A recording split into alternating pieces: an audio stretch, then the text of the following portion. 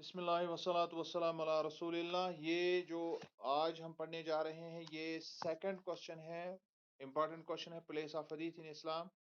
بہت ہی امپورٹنٹ ہے۔ میننگ اور امپورٹنس کے بعد پلیس یعنی حدیث کا مقام کیا ہے اسلام میں، کافی اہم سوال ہے۔ اور اس کو سمجھنے کے لیے مطلب آج کافی زیادہ کوششیں بھی ہوتی ہے کہ جو ایک نیا رجحان آیا ہے دنیا میں کہ حدیث کو بہت سارے لوگ اس کو کٹگرے میں کھڑا کرتے ہیں، اور اس کے بارے میں جو ہے ابھی حال ہی میں آپ نے دیکھا ہوگا کہ سعودی پرنس نے بھی اس کے بارے میں بیان دیا ہے۔ تو there are certain trends which go against these حدیث ٹریڈیشنز، تو یہ بڑا ہی مسئلہ ہے۔ So we need to understand this topic very fundamentally کہ اس کا اصل مقام کیا ہے، اسلام میں کیا مقام ہے اس کا، اور اس کا مقام سمجھنے کے لیے ہمیں پرافٹ صلی اللہ علیہ وسلم کے مقام کو خوب اچھی طرح سے سمجھنے ہیں۔ That is how we can recognise the actual place of Islam, حدیث in Islam. So hadith is the second source from which the teachings of Islam are drawn.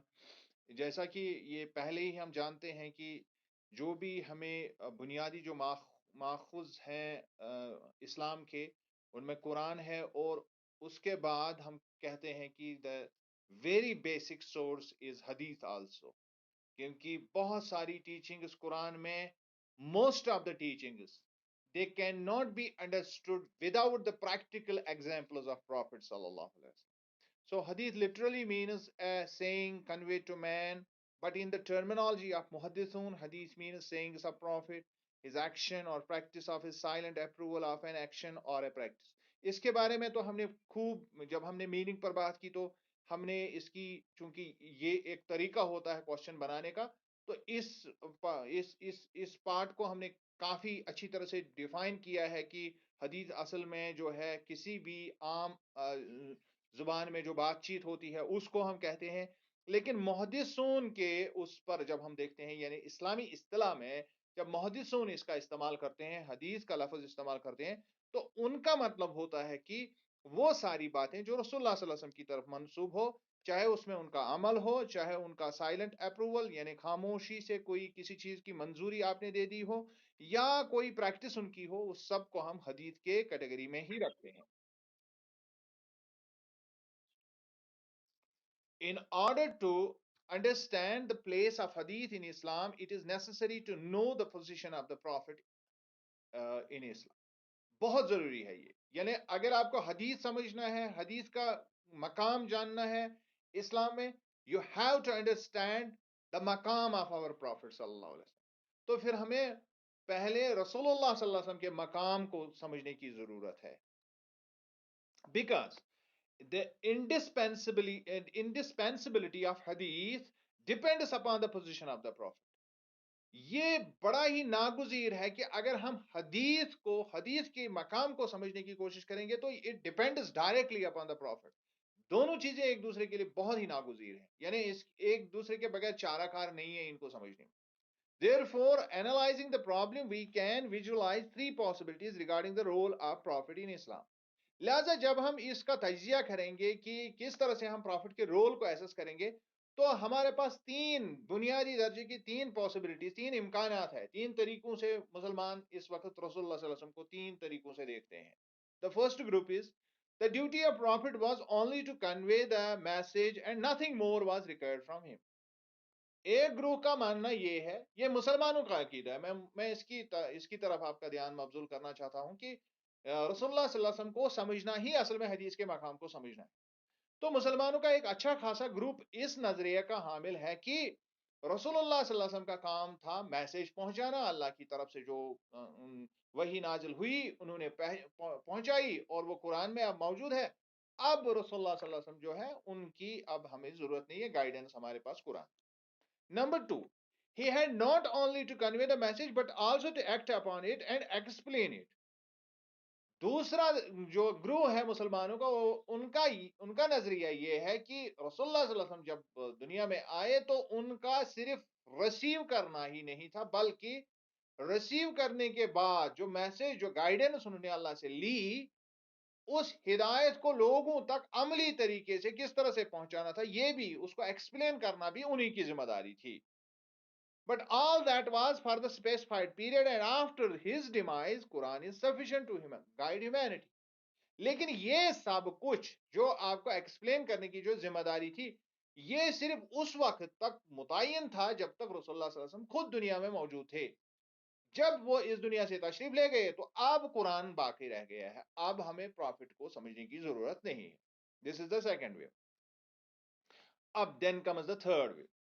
No doubt he had to convey the divine message, but it was also his duty to act upon it and to explain it to the people.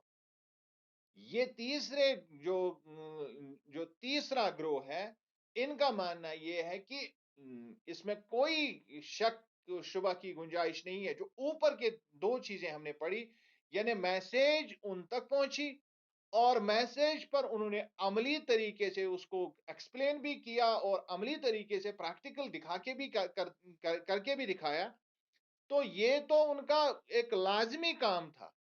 His actions and explanations are a source of guidance forever. لیکن اب اس کے علاوہ ان کا جو یہ اکثریت کی تعداد اس کی ہے، جو یہ پوائنٹ اس میں ایڈ کرتے ہیں کہ جو انہوں نے خود سے عمل کیا، جو انہوں نے ایکسپلین کیا، جو وضاحتیں آپ صلی اللہ علیہ وسلم نے فرمائی اپنی باتوں کی، تو اس کو ہم اسی طرح گائیڈنس مانتے ہیں ہمیشہ کے لیے. یہ لافانی ہمارے لیے ہدایت ہے، اسی طرح جس طرح قرآن ہے. His sayings, actions, practices and explanations are a source of light for every Muslim in every age. اور لہذا ان کی کوئی بھی بتائی ہوئی بات، ان کا کوئی بھی کیا ہوا عمل، ان کا کوئی بھی طریقہ، ان کی کوئی بھی ایکسپلینیشن، جو بھی آپ نے وضاحت کر دی ہو کسی بھی چیز کی، وہ ہمارے لیے نور ہدایت ہے اور آنے والے ہر دور کے لیے وہ ضروری ہے. تو لہذا یہ جو تیسرا گروہ ہے، most of the Muslims are of the unanimous view that only the third point is the correct assessment of the Prophet's position in Islam. لہذا اسی بات پر زیادہ تر لوگوں کا اتفاق ہے کہ یہی اصل میں رسول اللہ صلی اللہ علیہ وسلم کی پوزیشن، یہی تیسرا پوائنٹ جو ہے، یہ تیسری جو ہے، یہ اصل میں اللہ کے نبی کا مقام ہے کہ ان کا کام تھا گائیڈنس لے لینا، گائیڈنس کو ایکسپلین کرنا، اور اس کے بعد اس گائیڈنس کو اپنے طریقے سے اس کی وضاحت کرنا، اس پر عمل کرنا، اس کو ایکسپلین کرنا. یہ سارا کام انہی کا تھا اور یہ قیامت تک جاری رہے گا، اور جو انہوں نے کیا وہی فائنل اسلام. یہ سوچ جو ہے یہ زیادہ تر مسلمانوں کی ہے. it is almost 95% of Muslims, they hold this type of this faith regarding the Prophet صلی اللہ علیہ وسلم. اور یہی راسخ العقیدہ ہے، یہی اصل عقیدہ ہے. مطلب I am personally inclined to this very thing. میں ذاتی طور پر میں اس سے اتفاق رکھتا ہوں. So the Quran contains dozens of reminders of the important position of the Prophet. اس کے پیچھے وجہ کیا ہے؟ یہ کیا ہم کہتے ہیں؟ نہیں، بلکہ یہ قرآن سے واضح ہے، کیونکہ قرآن نے درجنوں مقامات پر اس طرح کا بیان جو ہے ہمارے سامنے، اس طرح کا بیانیہ ہمارے پاس ہے قرآن کا. For instance, the Quran says you have indeed in the messenger، جس کو ہم اسوہ حسنہ کہتے ہیں، of Allah a beautiful pattern of conduct to follow for anyone whose hope is in Allah and final day. جو عقیدہ رکھتا ہے، بھروسہ رکھتا ہے کہ اللہ ہے اور ججمنٹ ڈے آنے والا ہے، تو اس کے لیے اسوہ حسنہ ہے. تو جب ہم اسوہ حسنہ کو نکالیں گے، it means we are actually doing nothing. تو اب یہ جو ہے قرآن جو ہے اس کی اصل ایکسپلینیشن، اس کی صحیح ترجمانی جو ہے وہ اللہ کے نبی نے خود کی. لہذا وہ ہمارے لیے اسوہ ہے، اور یہ کوئی عام انسان یا پروفٹ نے خود سے نہیں بتایا، بلکہ یہ قرآن کی کلیم، یہ قرآن کا بیانیہ ہے. So and who engages much in the remembrance and praise of Allah. یعنی یہاں پر اگر ہم اس کو بہت ہی if we dig into it، اگر اس میں بہت زیادہ ہم کوشش کریں گے اس پوائنٹ کو سمجھنے کی، تو بہت ساری باتیں اور بھی اس میں سے آئیں گی. حالانکہ یہ مطلب ٹاپک سے مطلب زیادہ ہو جائے گا، تو کبھی اس پر انشاءاللہ بات کریں گے. According to this verse, every Muslim is bound to have the good example of the Prophet صلی اللہ علیہ وسلم as an ideal in life. اب جو اللہ کے نبی نے جو اسوہ ہمارے سامنے رکھا وہ ہمارے لیے آئیڈیل بنتا ہے. وہ اسی کے عین مطابق اگر ہم کام کرتے ہیں تو it means کہ we are practicing Islam. Otherwise not. In another verse, he has been made a hakam or the arbitrator. اب ہم اگر آگے بڑھیں گے تو آگے چل کر ہمیں اللہ کے نبی ہم دیکھتے ہیں کہ وہ ثالث ہے. ثالث means third one. Who is third one? یہ تھرڈ پارٹی مطلب کیا ہوتا ہے؟ یعنی دو لوگوں کے بیچ میں ایک کانٹریکٹ ہے، اس کے بیچ میں ایک شخص ہے. Which are the two entities? یا اللہ اور اس کی مخلوق ہے. ایک طرف اللہ ہے، ایک طرف اس کی مخلوق، اور بیچ میں پروفٹ کا رول بنتا ہے. دیٹ از حکم. اس کو ہم حکم کہتے ہیں عربی میں. تو اب اگر اللہ اور اس کے کریشن کے بیچ میں، انسان اور اللہ کے بیچ میں اگر کسی کا مقام ہے تو وہ ہے دیٹ از دا حکم، that is the prophet himself. اور جب تک وہ بیچ میں نہیں ہے تب تک یہ ریلیشن شپ جو ہے اس کا کوئی معنی نہیں. No one remains Muslim if he does not accept the Prophet's decision and judgment. کیوں؟ کیونکہ اب چونکہ جب حکم وہ ہے تو بیچ میں جو بھی احکامات انٹرپریٹ ہو کے آئیں گے، جو احکامات نکلیں گے، جو اللہ کی گائیڈنس سے جو احکامات نکالیں، اس میں اس سے استنباط کرنے کا حق جس کو دیا گیا ہے، that is the salis, that is the arbitrator, that is the حکم. تو حکم کون ہے؟ رسول اللہ صلی اللہ علیہ وسلم. اور یہ بات بھی قرآن سے ثابت ہے. But no by your lord. اللہ قسم کھا کے کہتا ہے they can have no real faith. ان لوگوں کے ایمان پر جو ہے انگلی اٹھائی گئی ہے. ان لوگوں کے ایمان کے بارے میں اللہ نے ڈکلیئر کر دیا ہے. Until they make you judge in all disputes between them and find in their souls no resistance against your decision, but accept them with the full conviction. اب اس سے آگے کیا قرآن ہمیں بیان اس کے بارے میں دے سکتا ہے؟ اور اس کے علاوہ اور کیا کیٹیگورک ہو سکتا ہے کہ کوئی بھی شخص اگر ذرا برابر بھی اللہ کے نبی کے فیصلے کے ساتھ اس کا ذرا برابر بھی اختلاف ہوگا تو he will not taste the real taste of faith. اس کو ایمان کا مزہ ہی حاصل، اس کا ایمان ہی نہیں تو مزہ کہاں سے آئے؟ تو یہاں پر یہ کلیئر ہو جاتا ہے کہ اللہ بالکل کلیئر اور کیٹاگورک طریقے سے ہمیں سمجھاتا ہے. اب مسئلہ یہ ہے بہت سارے لوگ کہتے ہیں کہ شاید یہ صحابہ کو ایڈریس ہوا ہے تو وہ بھی اس کی اپنی انٹرپریٹ. تو اب اگر اس کو ہم کہیں گے کہ یہ صحابہ کے وقت کے لیے تھا، اب مسئلہ یہ ہے کہ یہ پھر قرآن میں یہ آیت کیا کر رہی ہے؟ اب یہ آیت اس وقت قرآن میں کس لیے ہے، اس کی وجہ کیا ہے؟ تو پھر تو اس کو قرآن میں رکھنا ہی نہیں چاہیے. یہ الگ سے جو بہت سارے جس کو ہم کہتے ہیں کہ وہی خفی جو رسول اللہ صلی اللہ علیہ وسلم کو ملی، تو اس کے حساب سے یہ ہو جانا چاہیے تھا. تو اس کو آج قرآن کا حصہ ہی نہیں ہونا چاہیے، نعوذ باللہ من ذالک. تو لہٰذا یہ ساری توجیحات جو ہے یہ قرآن کے بھی خلاف جاتی ہے جب ہم رسول اللہ صلی اللہ علیہ وسلم کی پلیس کو نہیں سمجھتے ہیں. اب اگر اس کو ہم سمجھتے ہیں کہ وہ ایک خاص وقت کے لیے تھے اور اب نہیں ہے تو ان کی رسالت کو چیلنج ہو رہا ہے، اور وہ چیلنج ہم قرآن پر بھی کر رہے ہیں کیونکہ قرآن this information is contained in دا قرآن. یہ کوئی شخص اپنی ذاتی رائے کسی کی نہیں ہے. So in view of the above mentioned fact, the place of hadith is dominant in 4 aspects of Islam defined as under. اب ہم اس تناظر میں پلیس آف حدیث جو ہے اس کو ہم ان 4 باتوں سے سمجھ سکتے ہیں کہ اب پلیس آف حدیث کیا ہے. نمبر 1 is حدیث explaining the قرآن.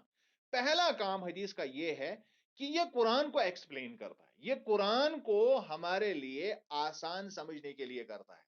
اگر حدیث نہیں ہوتی تو بہت ساری چیزوں کو اقیم الصلاۃ کا ہم کیا کرتے، ہم کس طرح سمجھتے کہ اقیم الصلاۃ کیا ہے، وآتوا الزکاۃ اس کا کیا مطلب ہے. مطلب یہ ساری چیزیں جو ہے یہ مطلب these are the ambiguous statements unless and until we don't refer to Prophet sallallahu alaihi wasallam.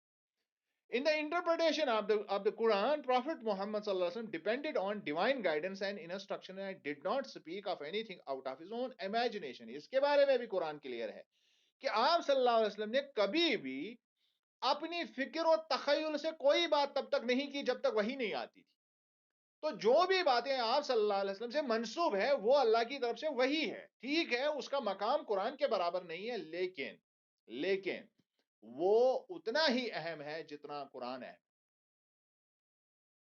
So though the comments of Prophet sallallahu alaihi wasallam on various passages and injunctions of the Quran, all the issues in the book become clearer and better appreciated. यही वजह है जब हम कुरान के अहकामात को समझने की कोशिश करते हैं तो वो आसान हो जाते हैं समझना. उनके जो जो उसमें अहकामात हैं उनको समझना आसान हो जाता है जब हम रसूलुल्लाह सल्लल्लाहु अलैहि वसल्लम के बारे में जानते हैं कि उन्होंने इसके बारे में क्या कहा है. और ये हमारे लिए इसकी कदर और ज्यादा बेहतर तरीके से हम फिर करते हैं और कुरान के इन इन इन चीजों को हम उनकी इज्जत हमारे दिलों में और ज्यादा बढ़ती है जब हम प्रॉफिट सल्लल्लाहु अलैहि वसल्लम के नजर से उनको देखते हैं सल्लल्लाहु अलैहि वसल्लम. देन कम्स नंबर 2, हदीस has practical application to Muslims life. अब एक मुसलमान के लिए जो प्रैक्टिकल है कि कुरान जो है, मैंने कहा, मैंने कुछ नुकात आपके सामने रखे कि इसका प्रैक्टिकल तरीका क्या हो सकता है, तो वो सिर्फ और सिर्फ हदीस में ही हमें मिलेगा कि कुरान के कोई किसी भी इंजक्शन पर, किसी भी हुक्म पर अगर हमें अमल करना है, हमें देखना है कि प्रॉफिट ने उसको कैसे लिया. अब अगर हम उसको सिरे से ही नकारेंगे तो फिर तो बहुत सारी राहें खुलेंगी कि हम इस तरह भी कर सकते हैं, इस तरह भी कर सकते हैं, उसकी बहुत सारी तौजीहात बन सकती है. तो ये स्टैंडर्डाइज कौन करेगा कि इसकी असल तौजी क्या है? वो असल तौजी ये है, उसका प्रैक्टिकल रसूलुल्लाह सल्लल्लाहु अलैहि वसल्लम ने क्या किया तो हदीस में होगा और उसी के अकॉर्डिंग हमें काम करना होगा. So the hadith plays a major role in the practical demonstration and application to the life of a Muslim.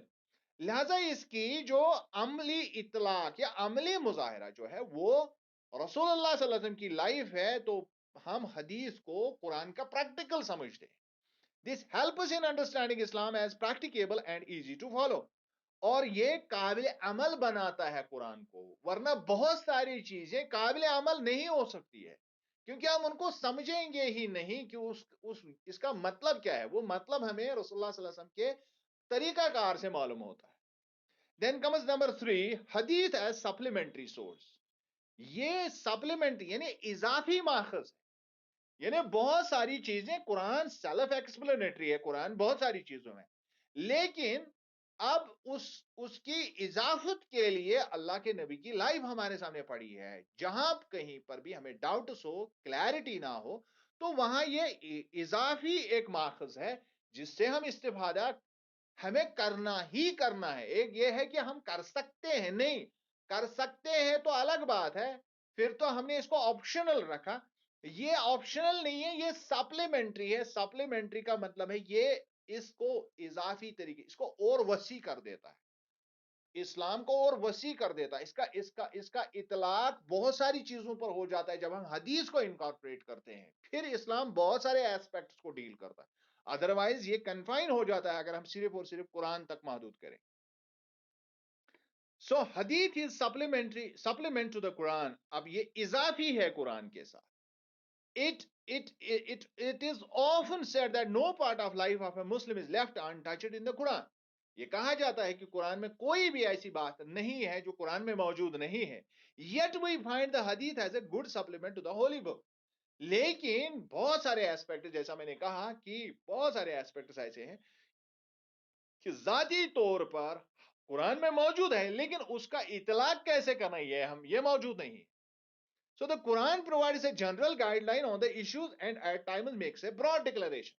लिहाजा हम देखते हैं कि आम तौर पर जो कुरान जो है वो या तो जनरल प्रिंसिपल्स हमें समझा, यानी जो आम उसूल हैं, आम उसूल जवाबित हैं, उनके बारे में बात करता है, या एक वसी एलामिया के तहत बात बयान की जाती है. These declarations are not usually self-explanatory. और ये डिक्लेरेशन जो ये एलामिये होते हैं, कुरान ने जो भी कुरान से जो माखज हम लेते हैं, ये एलामिये, ये खुद से इसमें कोई एक्सप्लेनेशन मौजूद नहीं होती है, खुद वजाहती जिनको हम कहते हैं, تو ہم اس کے لیے کیا کرتے ہیں؟ Here it is the hadith that provides such explanation. وہ وضاحت کے لیے ہمیں حدیث کے سامنے جانا پڑتا ہے. So in other words, the Muslim's proper practice of Islam may not be fully attained if his knowledge is based on Quran alone. لہذا کلیئرلی ہم یہ کہہ سکتے ہیں کہ کلی طور پر مسلمان کبھی بھی اسلام پر عمل پیرا نہیں ہو سکتا ہے اگر وہ یہ کہتا ہے کہ قرآن کافی ہے. اس کو کسی بھی طور سے اللہ کے نبی کی ایکسپلینیشن پر جانا ہے, حدیث کی طرف رخ کرنا ضروری ہے.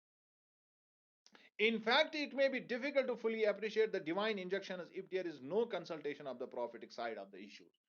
اور یہ بھی ہم اچھی طرح سے ہم اس کی قدر نہیں سمجھیں گے جو قرآن نے کہا ہے جب تک ہم پرافٹ صلی اللہ علیہ وسلم کی باتوں کو نہیں سمجھیں گے. تو پوری کی پوری جو قدر و منزلت قرآن کی جو بڑھتی ہے وہ بڑھتی ہے کہ پرافٹ صلی اللہ علیہ وسلم نے ان چیزوں کے بارے میں کیا بتایا جو قرآن میں جو باتیں جو ہے جب وہ وضاحت کرتے ہیں تب ان کی قدر و منزلت جو ہے ہماری سمجھ میں آ جاتی ہے. This is why Allah himself has commanded Muslims to follow the footsteps of the Prophet. یہی وجہ ہے کہ ہمیں اسوہ حسنہ رسول اللہ صلی اللہ علیہ وسلم کے اس کو فالو کرنے کی بات کی گئی. If needed, they want sincere guidance. اور وہاں پر یہ بھی کہا گیا ہے کہ اگر مسلمانوں کو صحیح طور سے اگر وہ چاہتے ہیں کہ ان کو اچھی ہدایت ملے, صحیح ہدایت ملے, اس کی رہنمائی کے لیے اللہ کے نبی کے سامنے ضروری جانا ہے. اور قرآن اس کے لیے واضح ہے. قرآن says, O mankind, verily there has come to you the messenger with the truth from your Lord. So believe him, it is better for you. اب کلیئر قرآن نے کر دیا کہ یہ اللہ کے نبی کی وجہ سے ہی ہے, جو وہ کہیں گے اس پر ایمان لاؤ. تو جو آپ صلی اللہ علیہ وسلم نے جو بھی زندگی میں کہا, جو بھی کیا, اس پر ہمیں یقین کرنا, اس پر عمل کرنا ضروری ہے. So then number D جو لاسٹ ون ہے, حدیث as a general source of information. اس کے علاوہ یہ معلومات کا عام ماخذ بھی ہے. اس سے جو کلچرل ایسپیکٹ اسلام کا ہے وہ اسی سے حاصل ہوتا ہے. یعنی پرافٹ صلی اللہ علیہ وسلم کے حدیث سے ہی یہ ساری باتیں واضح ہوتی ہیں. The hadith as the second source of guidance in Islam is not limited to an aspect of Muslim life, but indeed to every facet. اب اگر ہم دیکھیں گے کہ یہاں سے صرف ہم اسلام کو ہی نہیں سمجھتے بلکہ اس زمانے کے کلچر, اس کی تہذیب, اس کی لٹریچر, ہر طرح سے یہ معلومات کا ایک عام خزانہ بھی ہے حدیث. So the companions of the Prophet صلی اللہ علیہ وسلم followed this path and so do Muslims. لہذا اللہ کے نبی کے جتنے بھی آپ کے صحابہ تھے انہوں نے اس پر عمل کیا, جو بھی آپ صلی اللہ علیہ وسلم کرتے تھے انہوں نے اس پر عمل کر دیا. And we can conclude that all the aspirations, preparation and expectation of Islamic qualities are all contained in the hadith of the Prophet for those who seek guidance. لہذا کلی طور پر ہم یہ کہہ سکتے ہیں کہ اب اگر ہماری خواہشات یہ ہیں کہ ہم اسلام پر عمل کریں, ہم اپنے آپ کو آراستہ پیراستہ کرنا چاہتے ہیں, ہماری توقعات ہم ہیں کہ ہم اسلام کے عین مطابق کام کریں, تو اس کے لیے بہت ضروری ہے کہ ہم جب گائیڈنس کے لیے جائیں, ہم جب اسلام سیکھنے کے لیے جائیں, we have to go to hadith, we have to go to prophet. اس کے بغیر اسلام جو ہے ایک طرح سے نامکمل ہے. اور جب ہم قرآن کو سمجھیں گے تو قرآن میں کمی نہیں ہے so far as the guidance is concerned, لیکن اس کا پریکٹیکل ایسپیکٹ کہ وہ گائیڈنس جو ہے پریکٹیکل جو ہے اس کا عملی نمونہ ہم آج اختیار نہیں کر سکتے ہیں. آج کا کوئی انسان یہ نہیں بتا سکتا ہے کہ میں بتا سکتا ہوں کہ قرآن کا مطلب کیا ہے. یہ صرف اور صرف اللہ کے نبی کا خاص مقام ہے. انہوں نے جو فرمایا حتمی ہے, اور انہوں نے جس طرح سے عمل کیا وہی عمل جو ہے عند اللہ ماجور ہے, اسی کا اجر ملے گا. اور باقی جتنی بھی چیزیں ہیں وہ مردود ہے, وہ رد ہے دین میں. سو آئی ہوپ کہ آپ نے اس کو انڈرسٹینڈ کیا ہوگا. بہت ہی امپورٹنٹ ٹاپک ہے, اس کو آپ ایک مرتبہ پھر سمجھنے کی کوشش کریں گے, اور میں چاہوں گا کہ آپ ایک مرتبہ اس کو پھر ایک مرتبہ سنیں گے. اگر کوئی آپ کا کوشچن ہے تو یو کین آسک. ابھی ہمارے پاس چند ایک منٹ ہے.